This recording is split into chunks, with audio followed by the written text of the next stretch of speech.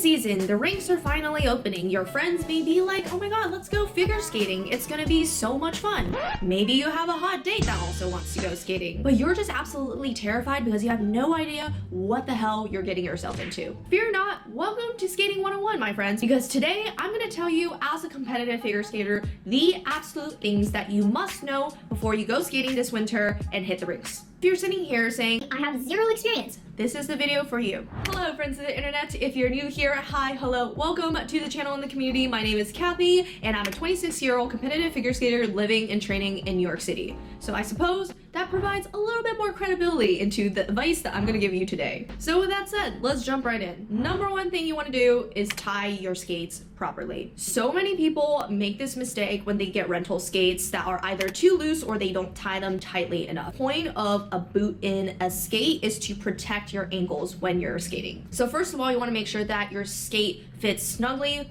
which means that your foot should not be moving when it's in the skate. If it does, definitely go back to the rental booth and get a smaller size. Because reminder, you're out here to have fun, not break your ankles. So typically, this is a visual of how you should lace your skates. You want to make sure you really focus on pulling the laces really tight and tying them really tight, especially around the ankles, because you're going to want that ankle support. I know a lot of people don't tie it as tight because they're like, oh, it feels uncomfortable, it hurts my feet. And to that, I would just have to say, better protect yourself and protect your ankles than just managing pain for an hour. 2, learn to simply skate forwards and do forward stroking. There is absolutely no embarrassment involved in holding on to the sides of a rink when you first start out learning. Or you can have an excuse to hold on to your hot date. But anyways, the basics of forward skating you should learn is simple stroking, which is kind of what everyone does essentially anyways when you see people try to skate. But let me tell you how to do it the proper way, and maybe you'll even impress your date. So what we call forward stroking in skating is just simply a push and glide. So essentially how you want to push, you want to focus on using your whole blade. So your figure skates or whatever skates you get, they'll have something in the front called the toe pick. Do not try to push with your toe picks. A lot of people try to do this.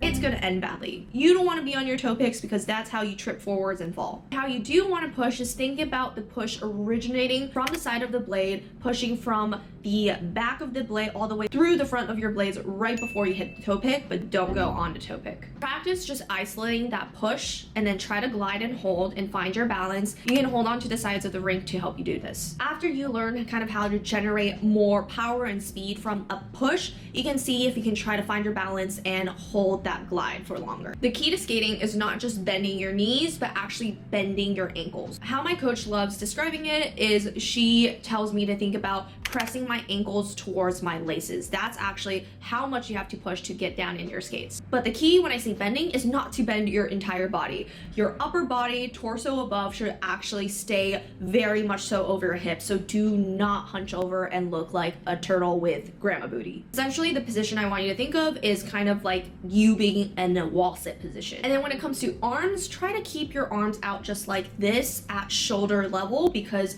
the more arms that you have out, it helps you kind of balance everything that's going on in your legs. Keep practicing this until you're comfortable because this is the basics of all forward skating. Number 3, learn how to stop. This is critical not just from like a skills building perspective, but also from a safety perspective, because every winter you get out there, there's some crazy people on the ice. There's like little kids zooming around in hockey skates, and you're spending every second of that precious like $50 ticket you bought just trying to dodge people and not die. So it's always good to know how to stop just in case you encounter a dangerous situation and you can maneuver yourself out of it. So the most basic stop is just called a snow plow stop. So it's a kind of very similar to skiing, when essentially how you want to stop is you want to turn your toes inwards towards each other, and you should kind of be thinking about like forming a pizza. And then you want to apply pressure from the middle of your blades to push out to the side, push the ice out to the side, and that's how you're going to generate friction to stop. You really want to use your inner thigh strength to kind of like push the ice away. Typically when first learning, I find it easier to kind of shift your weight a little bit more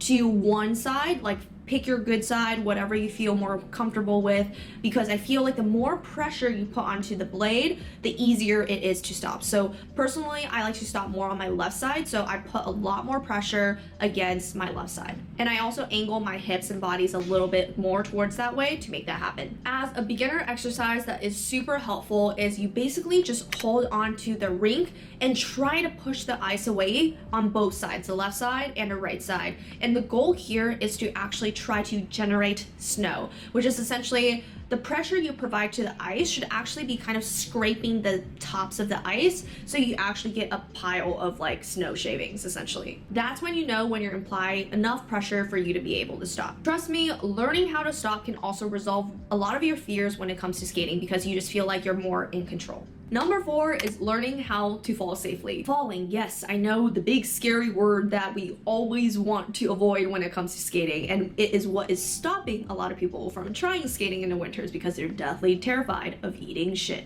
I too am still deathly terrified of falling, and I do this shit every single day. It's normal, our brains want to protect ourselves from getting hurt. But it's okay if you eat shit a couple of times, especially when you're learning something new, because that's just the process of learning something new. But I'm going to teach you to make sure that you fall the safe way. First things first, when you think about your weight distribution in your body, you want to feel really centered and over your hips when you skate.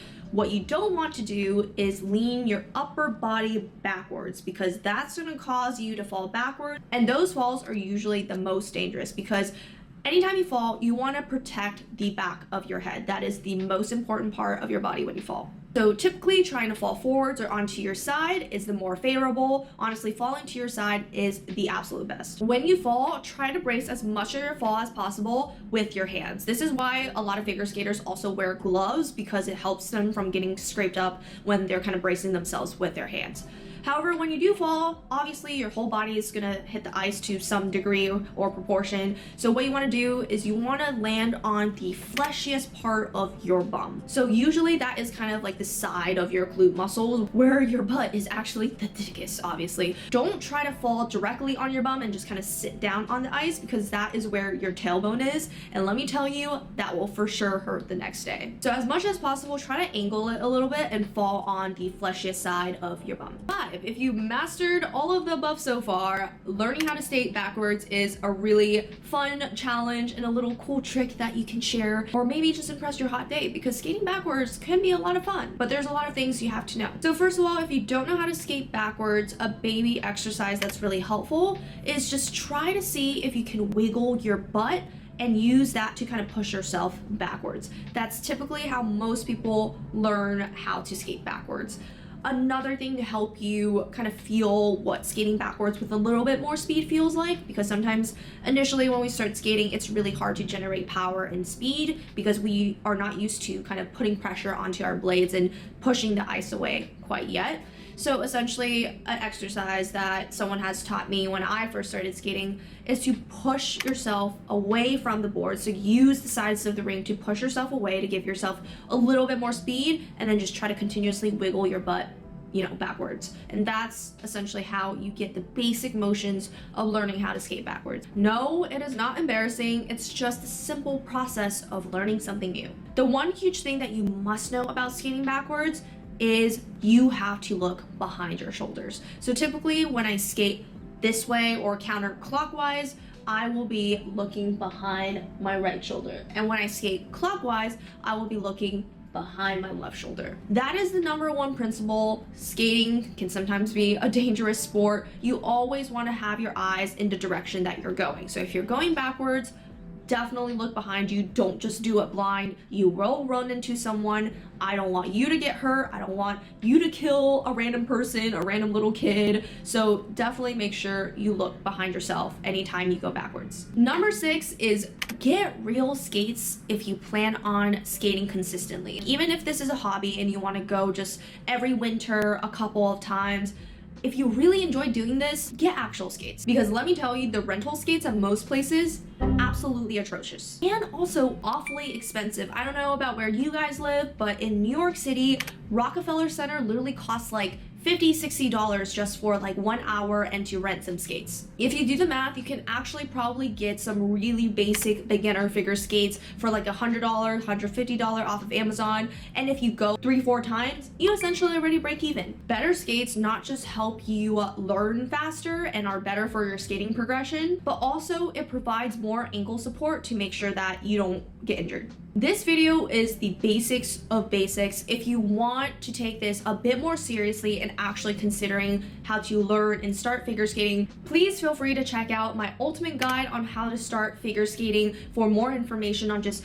coaching, what boots should I buy, lessons, all that shebang, all in that video. And that video is for those of you who want to maybe just do a little bit more than just skating around in a circle this winter. It's the perfect opportunity to challenge yourself out there, get your bum outside of the house when it's depressing as heck in the winter, learn something new, meet new people, and not just hole up inside and wither away from seasonal depression like I do sometimes. If you like more videos about ice skating, figure skating, please like, comment, and subscribe. I post plenty of that here on my channel. And if you have any questions, don't hesitate to leave it in the comments down below because I do read all of your comments. And let me know what video I should make for you guys next because your next idea may just be the next video I make. As always, new videos drop here every Saturday at 9:30 a.m. ET.